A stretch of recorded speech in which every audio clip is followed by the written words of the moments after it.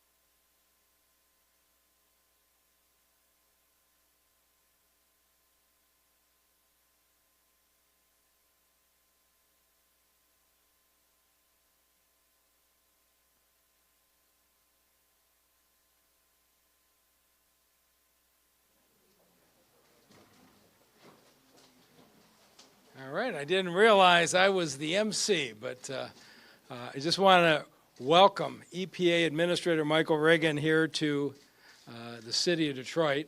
He couldn't have timed his visit more appropriately. I spent the morning walking neighborhoods with representatives of FEMA who are here in response to the emergency flooding situation, and the message that the administrator is bringing today is critical, because we spent the morning talking about how do we respond to the disaster, but what the EPA is here to talk about is how do we make sure it doesn't happen again. The infrastructure in this country was built for the climate of the 20th century. It is not built for what we have today. The storm sewer system in the city of Detroit that served us very well in the 20th century, when a 3-inch rainstorm was a major event.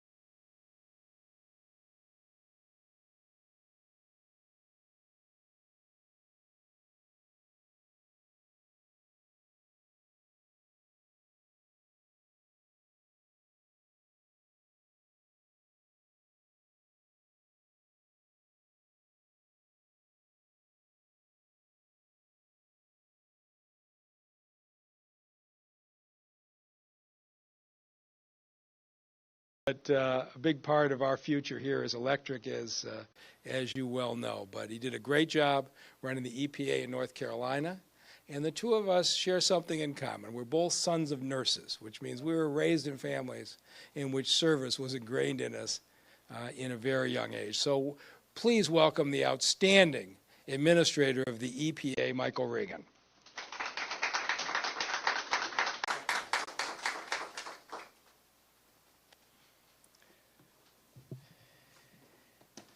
Good afternoon. Thank you, Mayor Duggan, for welcoming me to the city. Excited to be here, and thank you to Congresswoman Dingell, Tlaib, and Congresswoman Lawrence. It's a pleasure to be here with all of you. And thank you to Sue McCormick for opening the doors to the facility for us. You know, in the short few months that I've been in this job, I've had the chance to hear directly from communities and visit water infrastructure sites all across the country. And that's exactly what we're doing here today in Southeast Michigan, visiting a region reeling from the impacts of a so-called 1,000-year flood. 2 months of rain fell in only 5 hours. Over 9,000 reports of basements flooded. You know, I understand that the president recently visited northern Michigan and has been receiving firsthand reports by many people here about the damages experienced, including power failure that created significant sewage backups for thousands of homeowners. Here in Detroit, and I know many surrounding communities across Southeast Michigan are suffering as well. We see a prime example of what water infrastructure means to communities. And we see the need to replace and upgrade water infrastructure to revitalize those communities for the next century. The Water Resource Recovery Facility, the largest single-site wastewater treatment facility in the United States, underscores exactly why we need to invest invest in our aging water infrastructure. My team tells me that more than $40 million for capital improvement projects will be needed within the next 5 years for this facility alone. Significant investments are needed to prepare the facility to withstand future storms and other impacts from climate change, which we know are becoming more visible and more extreme. From 2010 to 2020, Michigan alone experienced 19 extreme weather events, costing the state up to $5 billion in damages. And over the next 20 years, Michigan's drinking water infrastructure will require $13 billion in additional funding. Providing communities with safe water infrastructure isn't a political issue. It isn't a partisan issue. It is an American issue. Access to clean, safe water is a fundamental right and a protection that all people in this country deserve, regardless of their zip code or how much money they have in their pockets. That's why President Biden has put water infrastructure and climate resilience at the center of his Build Back Better agenda. The bipartisan infrastructure framework makes a transformational $50 billion in climate resilience and $55 billion investment in our nation's water infrastructure, including the funds needed to replace the nation's lead pipes. And by putting dollars into our communities, it will create good-paying union jobs and strengthen the future water workforce that our nation so badly needs. We still have up to 10 million lead pipes in this country, some of them right here in Detroit and throughout Southeast Michigan. President Biden and the bipartisan infrastructure framework will help us eliminate these lead pipes, improve the resiliency of our infrastructure, and most importantly, support communities for recovery from disaster. Thank you all for your time. And with that, I'll turn it over to Congresswoman Tlaib. Thank you so much. I really do welcome the EPA administrator for being here. Not only did he get to go drive that truck, he actually met with real frontline community members today. Congresswoman Dingell and I were in a church right in Southwest Detroit where many of the community members there have been fighting for clean water and clean air for decades. And he heard the pain of many of them seeing their loved ones die of cancer, many of them expressing the pain that their children are going to schools where they're pumping in contaminated lead-contaminated water into the fountains. And so it is so incredibly important to be here at one of the largest water treatment plants in the country, I believe. I always say to colleagues and others that always talk about where investment can be made, know this, that our district right here in Detroit, we house so many of the infrastructures that is the backbone for most of the counties around surrounding counties. And so it's so incredibly important that when we talk about water infrastructure impact, that we're looking at institutions like this. I grew up thinking this smell was normal, that it's normal, and many of the people that work here probably don't even smell it anymore. But I used to come in my home smelling like hydrogen sulfide, like rotten egg smell. That's not normal. We need to upgrade our facilities so that people can have a good quality of life and not live with this experience. You know, today in the FEMA tour, what was so devastating is the fact that we're not moving with that urgency. You know, these are families that experienced what happened in 2014 and now experience it yet again. And what I continue to say, President Biden, is I may not be his favorite member of Congress always because I'm on a different timeline. My residents don't have another day, nor do they have another month or hour to really experience the devastation of doing nothing on climate crisis.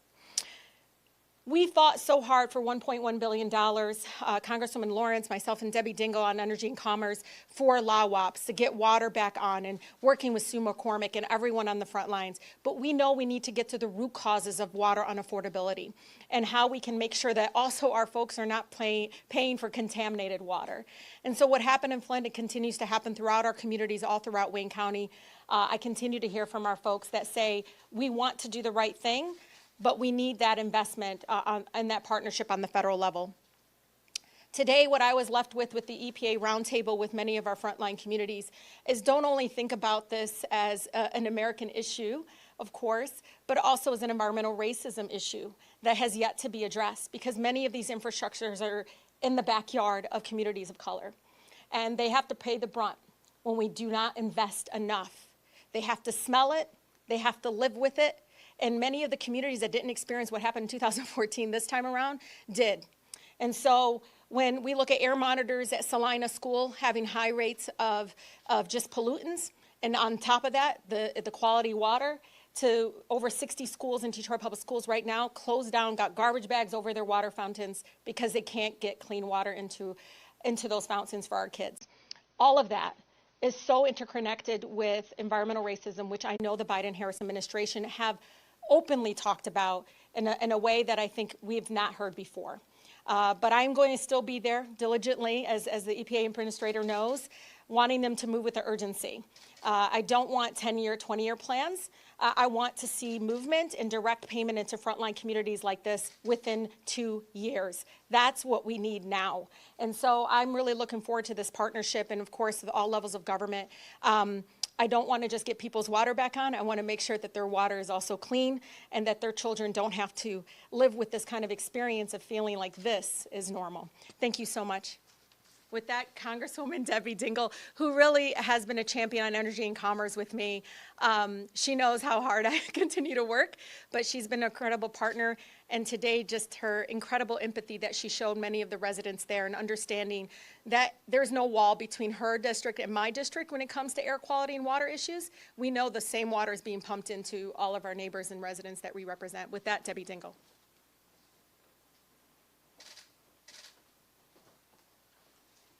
Thank you, Rashida. Mr. Mayor, I was born in Detroit, so I'm always glad to come home, and I love being with the mayor, although he's still drinking Diet Coke and I'm not. I've spent a good portion of the day with the administrator, and it's really been wonderful to welcome you to Michigan. We spent part of the day talking about other issues like autos, which are also very important, adapting to the future on electric vehicles, et cetera, but we're here today to talk about water. And I really am here sort of representing the broader region, or at least I think of myself that way. All of us were, except for the administrator, were with FEMA this morning, and will continue to be with FEMA over the next couple of days. We weren't together. Each of us had, unfortunately, many of the cities and townships in this region have been impacted. And this is not a competition that I want to have with the mayor, but Dearborn, and is still counting, has had more than 12,000 basements. It's not, now Mike and I can be competitive sometimes, but this isn't one that I want him to win. Now, I don't want anybody to be part of this competition. The fact of the matter is, these are not once every 100-year storms. I was lucky this time, but my basement didn't flood, but I've had 3 flooded basements myself in the last few years. People are desperate, they're crying. I was in Dearborn Heights last year in a rowboat trying to help rescue people. We have to do something about this, and we can't do it. Raindrops don't say, oops, I'm in Detroit, I'm going to stop when I get to the Dearborn line. It's happening. In Dearborn on Friday night, we had 7.5 inches. We've been talking about Ecorse Creek forever. We know the River Rouge. We've got different problems when you go to the east side. Grosse Pointe has been equally impacted. Talk to Candace Miller. We're all in this together. It's why we need a plan.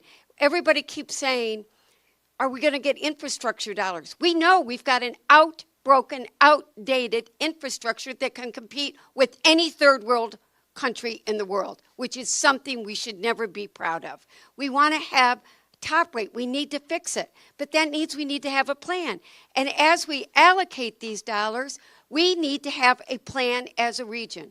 It's why I have called upon the Corps of Engineers or asked them to do an independent study to really look at what we need, and then we need to come together at the federal, state, and local level and not put our head in the sand when we've dried out and cleaned up our curbs. Forget about this until the next rainstorm, which, by the way, if you were downriver, we're flooded again under overpasses. You're probably having it in Detroit again, too. We've got to do something. So I'm really glad that the administrator's here. He's going to be our partner. We're all going to work together. As a region, we've got to come together in Southeast Michigan. I've said this to the governor, too. We need a plan, we need to strategize, and we need to implement it. So I thank you for pulling us together. And now my other colleague who's part of this team that's going to help develop, strategize, and implement that team, my colleague, Brenda Lawrence.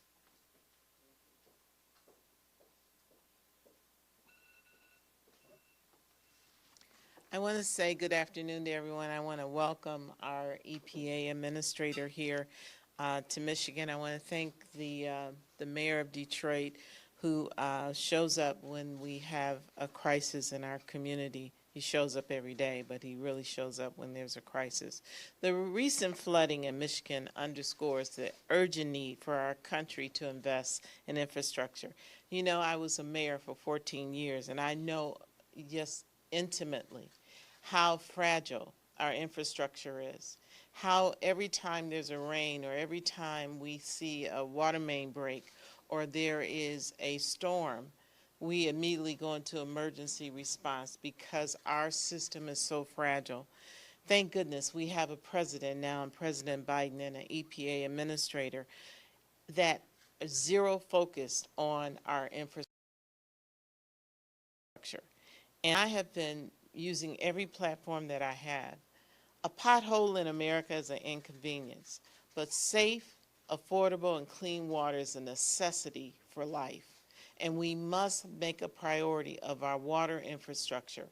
Right here in Detroit, we have wooden pipes that were the original infrastructure that was laid when this city was chartered. Think about the sleepless nights and the nightmares that the mayor has, thinking, oh my God, I hope it lasts another day. And he joins mayors all over this country who really, you know, people say, what keeps you awake at night? I said, you know, the ability to flush that toilet and it goes where it needs to go. And when it rains, the water goes where is what keeps me awake at night. I also want you to know that I walked the other day right after the storm, and I was today again walking in the neighborhoods. And this issue about this flooding, yes, it's an inconvenience. Yes, it's absolutely nasty. Think about sewer water in your basement. And not only in your basement, but in many cases, the homes I went to, the water went to the ceiling of the basement. It went up the stairs. It came through the windows. It came through the sliding doors in the homes. And then to have cars sitting in your driveway, and they're totaled from the flood. So this has been an inconvenience. But I can't tell you how many people I had to comfort. I had one lady in the pile of rubbish, was this little bitty booty from, it said, today a star was born. It was the booty that her baby wore home from the hospital, and it was contaminated and soiled from the sewage. And she just cried. She said, I can replace things, but it's the memories. And it's this, you know, a lot of these homes, third flood. This is the third time they've had to empty out our basement. We're from Michigan. We use our basement. That's part of our living space for most of us. So help is on the way is what I promised. I was so glad to walk with FEMA. And I'll say to our administrator, this has to be an expedited process because these families, you know, right now, this one home I went to, two cars sitting in the garage, their way of transportation back and forth to work, just gone. So I want you to know here in Michigan, we lived through the Flint water situation. I sit on government oversight and sat there and debated and invested and to find out how in the world could our government make a decision that would poison an entire city.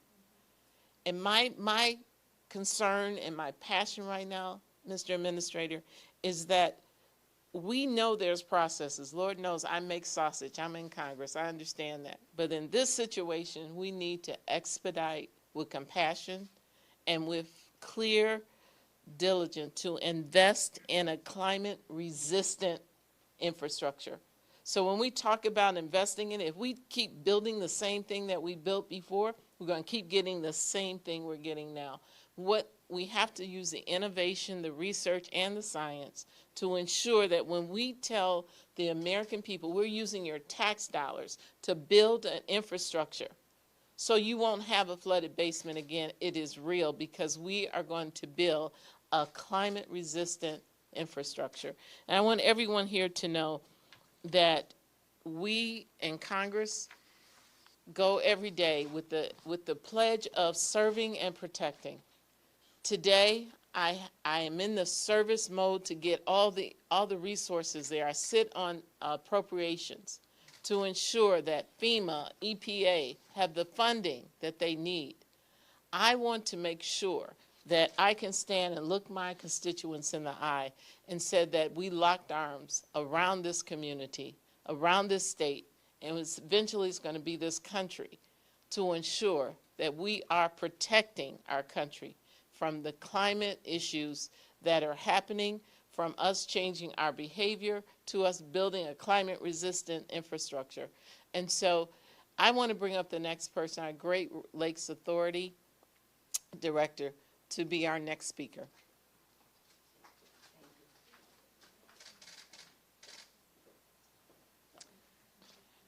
Thank you. The speakers have done a wonderful job, I think, of teeing up the fact that we are all in this together. And we all know what the problem is. The problem is these systems are old and they were not built to sustain the services at the levels that we want to have them sustained for all of the communities that we serve. Great Lakes Water Authority works in partnership both on the drinking water side and on the wastewater side with communities throughout Southeast Michigan. We serve about 38% of the population with drinking water and about 28% of the population with treatment services for wastewater.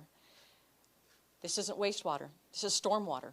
What we've done is we have systems that have been built to combine stormwater with wastewater. So we have surface flooding with stormwater, but we also have wastewater with stormwater. It's a big challenge because there's always going to be a bigger storm. And so part of this is really working with the climatologist to understand what that bigger storm is and to make sure that we have resilient stormwater systems.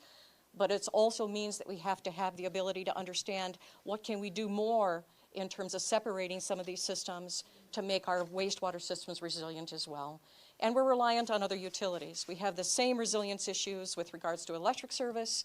We've got the same resilience issues with regards to water service. As a country, we need to step forward on infrastructure improvements. I'm very pleased to have the support of our congressional delegation that's present here today. I'm very pleased to have the support of EPA in this process, and the mayor's been an incredible advocate for these improvements as well. You know, 90 years ago, the very first facilities were built on this site that were intended to bring wastewater to a collection point for treatment.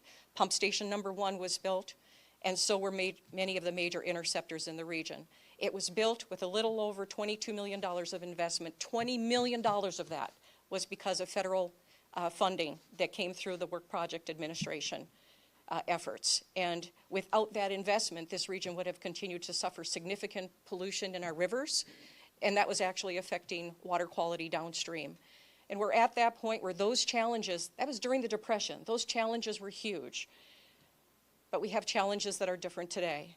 We have all of this infrastructure that's aged in many of our areas, and it needs to be improved and it needs to be maintained. But in addition to that, we need to layer on top of that, the kinds of things that we need to do to drive these systems to the next level of service. And on top of that, we need to drive these systems to the next level of climate resiliency. And so we have investments on investments, but we also have an affordability issue. And so it is absolutely critical to us that we have funding that will support what needs to be done in these systems that doesn't come from the ratepayers in some of the most vulnerable communities that we have. And thank you for the efforts that were made to really bring us the LIWAP program. That will help those that are the most vulnerable in our service areas. That, together with the funds that Great Lakes Water Authority is able to extend to all of our residents in the area to assist them with paying their water bills as well. 90 years later, we're in a point where we have another great challenge. We have the challenge of renewing our infrastructure. We have the challenge of climate resiliency. We will always have the challenge of creating jobs. We have an opportunity to address much of that as we move forward in addressing our infrastructure.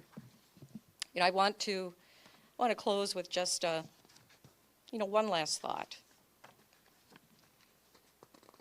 We have these Great Lakes, and these Great Lakes are a blessing for the state of Michigan. We've done a lot to protect our Great Lakes, but we have more to do.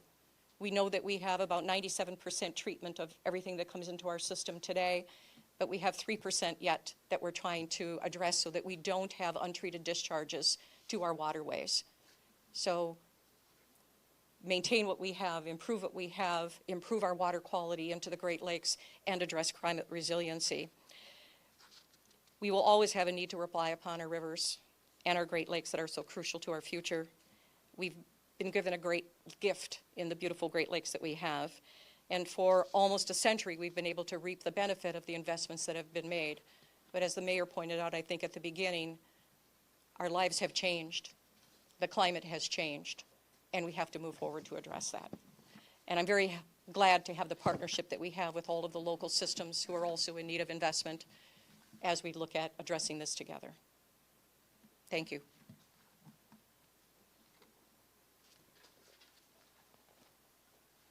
And I think we have somebody that's going to, that's my cue. That's your cue.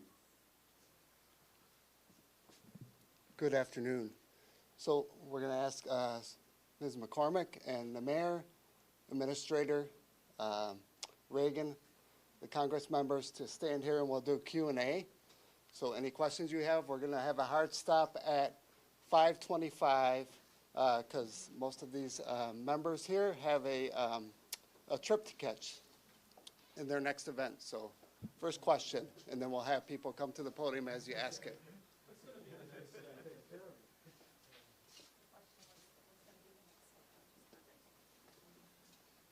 Yes.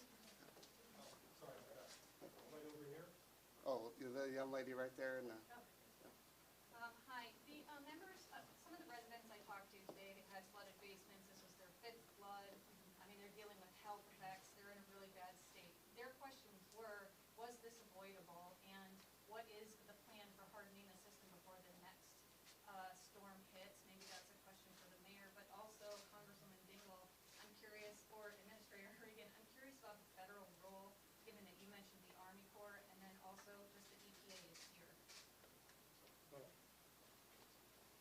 As Congresswoman Dingell pointed out, the answer may be different in Ypsilanti and Dearborn Heights and the Grosse Points because a lot of communities were hit. What we're looking at in the city of Detroit is this. We just got a 6-inch storm. What's to say 2 years from now is not going to be a 7-inch storm? 10 years ago, people would have been confident. Now we're not confident at all. We're building a $95 million retention area on the west side of Detroit. But it was interesting as we're looking at the options, we've got some neighborhoods in the middle of the flood area that had sump pumps and check valves that built into their basements that were perfectly dry. And so we're looking at a cost-benefit analysis right now, and hopefully this is something that comes out of the infrastructure bill. And so I'm not sure that we're ready with specifics today, but my guess is that we'll be looking at a significant retrofitting of our houses that are in low-lying areas to shut off that backfill at the time of heavy rains. And so I'm not going to keep doing this every 2 or 3 years, going through the neighborhoods and saying, God sent rain again. And so probably the fastest way is going to be modifications to basements. And then longer term, we may be looking at separation. But we're going to be back the day after the administrator passes the infrastructure bill. We're going to be in with a plan on what to do with the houses in Detroit, and we may have others that have broader ideas. Well, as I sort of said before, we got to have plans. So the mayor has a plan, and I think as a region, we have to have a plan. First of all, I want to be an exhibit A to what the mayor said. I have flooded 3 times, and I put in a new sump pump and a backup to the sump pump, and I didn't flood this time, which, like, I can't tell you how grateful I was, but how many other people did. But I also think we need to figure out why some things happen. 94 is going to be closed for weeks. We know that more than 20 pumps failed, because not because the pumps failed, but because the electricity was out. So just like I got told to put a backup into my sump pump, we all need to ask those questions, those tough questions. We really haven't talked about the utilities or the electricity that went out. I had many, and I suspect I haven't toured Detroit because I've had my own region hit, but it was a substation in Detroit. DTE lost 2 substations that are going to take 8 to 10 months to rebuild. That is going to impact the whole south end of Dearborn. We have a lot of questions. A lot of, Greenfield was flooded, and it was because the drains were blocked. Were they regular? I've talked to Candace Miller. We got to do this together. That's one of the things. She's been really cleaning out the drains. She's been focused on that, not just cleaning off the top of drains, but you know how we are supposed to, many of us don't, clean your ducts. We need to be doing that with drains. We need to be educating the consumer, everybody. There are things that everybody can do in their own home to make it safer, which is what I suspect you're really talking about, Mike. And we all have to do as a region to help people try to avoid this. It's not going to be overnight. Some of it we can do in a short period of time. None of it, well, someone behind me may be an engineer. We need engineers that really know what they're talking about to assess it. We have different systems connected. And so we know that we have a broken infrastructure in this country, which is why we need plans. So once money's appropriated, we have a strategic plan to go out and to request the funding for and to implement, which is why it takes planning and working together to get that done. And Has the Army Corps agreed to do that? so we're talking to the Army Corps. We're working on trying to get funding, but local groups are going to have to ask to do it. Look, I've talked to the governor several times about how we all need to come together. So we all know how easy it is to bring this region together on different subjects. So we're all committed behind us to bring the region together. So we got to do the nitty-gritty, but I think everybody here is committed to doing that. It's just the plan. How are we going to do it? And everybody's really involved in cleanup still, too. There isn't anybody here that hasn't been helping a lot of people just dig out and clean up lately. The question from Channel 4. Yes, what's going to be the next step as far as proposal? What? The next steps around the infrastructure bill? Yeah, I'd just like to say that, I've been to North Carolina, to Iowa, to North Dakota, Chicago, Illinois, now here in Michigan. What we're seeing is happening all across the country. We understand that climate change is real. These storms are becoming more intense. And so we know what we need to be anticipating. When we think about next steps, the president has laid it out. His vision has been very clear. He's asked for resources. These cities all across the country cannot afford to do this on their own. This is why we have this bipartisan infrastructure framework that's in place. So what needs to happen is we need for Congress to get together and appropriate these resources that the president has requested so that these resources can be allocated to agencies like EPA. The good news is at EPA, we have a framework. We've been working with states and localities for decades on how to get resources. There are plans in place that are on the ground that mayors like Mayor Duggan are ready to implement. He needs the resources. We need the resources to provide to our local officials. And so we need for the bipartisan framework to become a reality so that EPA can distribute these funds so that we can not put Humpty Dumpty back together the same way every time, but build a climate resilient infrastructure that protects people and that creates jobs and protects our planet. Question right there. So there haven't been any regional administrators appointed yet. What's the status of those appointments? So we are in the back end of that process. We have some really good candidates, and I hope that we're able to make a decision really soon. we understand that all of our regions are in need of that permanent leadership, and so that's a priority for this administration. Last question. Christine. We need to improve the infrastructure. Even if we started now, it'll take a long time. In the meantime, the communities I cover say they have no alternative to sending their water down to Detroit, which last week was what we call a full barrel. In the interim, would it be okay on the EPA's part if some of these municipalities were able to just simply discharge directly into the waterway? Lake St. Clair, Detroit River, and whatnot. You know, what I can say to that is, at EPA, this administration is committed to working with our state and local partners. We are all about thinking about innovative ways that we can protect public health and the environment while we're waiting for the appropriate resources. I don't think any of us on this stage are willing to put anyone's health at risk to cut any corners. That being said, discharge isn't the only option. There are other options that we can look at to help better prepare our communities for these storms that we know are around the corner. And so at EPA, we want to be sure that we're providing our state and local officials with all the information that we have, that they can use to be in the best prepared situation, and any flexibilities that we can provide that don't put the public health at risk, we're wanting to talk. All options are on the table when it comes to protecting the public and the environment. Just a quick question from Mr. McCormick. Sorry, go ahead. I just want to add to that. Each of us standing here as elected officials represent a part of a region, and that when we look at, it's like a puzzle that's put together. If you yank out a part of it, it's not going to be complete. And the safety, as the EPA director said, we will fight collectively together to provide clean, safe water throughout this region. And we know that every pipe, every drain system that traverses throughout this area impacts other communities. And we know when I was mayor, I had flooding because of all the waste that was coming from the Lansing area. So we have to be very sensitive to that. And I understand every mayor wants to, what can I do to alleviate this problem?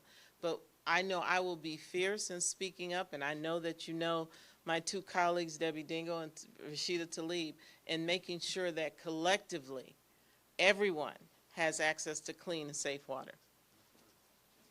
That was, Just, sorry, real quick. You know, it's been a few days since your Friday press conference. Have you learned anything more about how those, particularly Connor Creek or Freud, were hampered, you know, in your investigation? Can you update us on that independent investigation? I don't have any more details to provide you. That will all come out in the after-event analysis. As you can imagine, there's been recovery effort going on. For instance, the interruption in the service line at Frood that we had, that's been repaired, that's back in service, so we're good there.